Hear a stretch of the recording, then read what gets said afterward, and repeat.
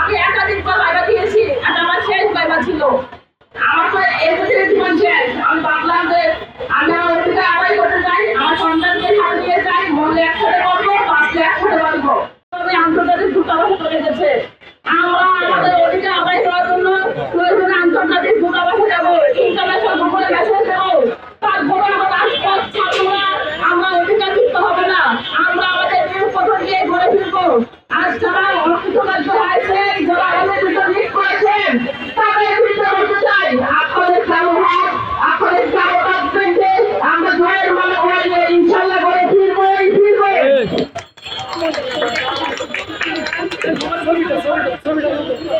ছবিটা তুল।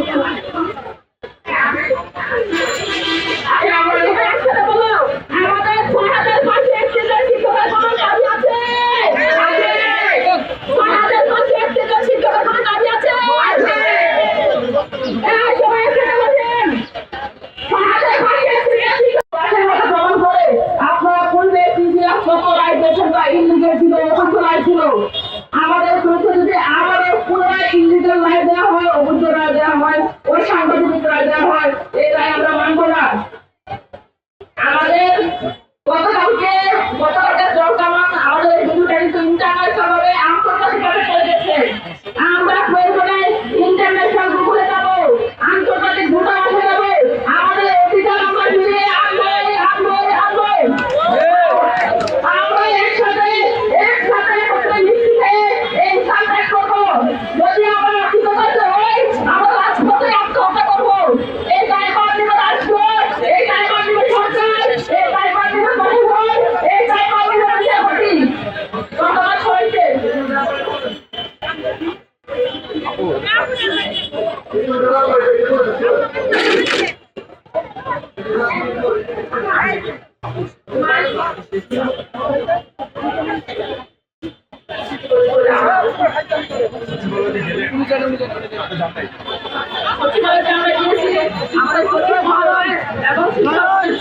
আমাদের শেষে আশা দিয়েছিলেন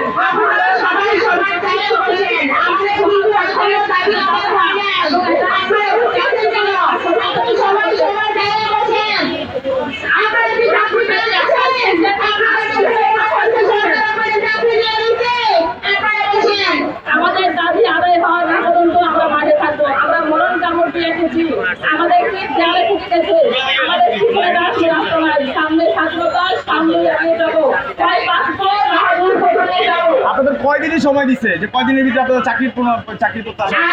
আমাদের বন্ধু সূত্র মেসেজ দেওয়া হবে, এতটা সময়ের মধ্যে আমাদের এই সমস্যার সমাধান করবেন। আমরা সেখান থেকে সরকারকে মেসেজ দিচ্ছি, 4 দিনের মধ্যে আপনারা সমাধান করবেন। না হয় আন্দোলন আরো কঠিন থেকে কঠিন রূপ ধারণ করবে। আমরা ছাত্র সমাজ কাঁপতে শিখি নাই, আমরা তৈরি হয়েছি, আমাদের বিশেষ যুদ্ধে আমরা তৈরি হয়ে গ্রহণ করেছি। আমরা হাঁটতে শিখি নাই, হারাতে শিখেছি। আমরা শুধু হাত পায়ে ঘুরিয়ে বসে থাকবো না, আমরা এমনি চাচ্ছি নাই, আমরা আমাদের মেধার যোগ্যতা গ্রহণ করে আমরা কিছু সুপারিশ করতে হয়েছি। আপনাকে এত সুপারিশ করবেন, কেউ বাদ দিবেন। এই পৃথিবীতে সবচেয়ে সম্মানিত পেশা কি? শিক্ষক পেশা। শিক্ষকরা লাঞ্ছিত হচ্ছে, বঞ্চিত হচ্ছে, অবমুক্ত হচ্ছে, আর 7 দিন ধরে আমরা লাঞ্ছিত হচ্ছি। এই ইন্টারন্যাশনাল গ্রুপে চলে গেছে। এই লজ্জা কাদের? এই লজ্জা রাষ্ট্রের, এই লজ্জা সরকারের, এই লজ্জা প্রশাসনের, এই লজ্জাতে যে রায় দিয়েছে, এই অখণ্ড বিচারপতির লজ্জা। এই লজ্জা থেকে আমাদের মুক্তি দেন। আমরা মুক্তি চাচ্ছি, আমরা সম্মানের সাথে আমাদের নিয়োগপত্র নিয়ে ঘরে ফিরে যেতে যাচ্ছি। আপনাদের পরবর্তী কর্মসূচি কি? আজকে কি অব্যাহত করবেন নাকি এখনো চলমান থাকবে? যতক্ষণ অবধি ৬৫31 জন শিক্ষকের নিয়োগপত্র নিশ্চিত করা হবে, ৬৫31 জন শিক্ষককে সরকারি দিয়ে দেওয়ার নিশ্চিত করা হবে, ততক্ষণ অবধি এই আন্দোলন চলবে চলবে চলবে।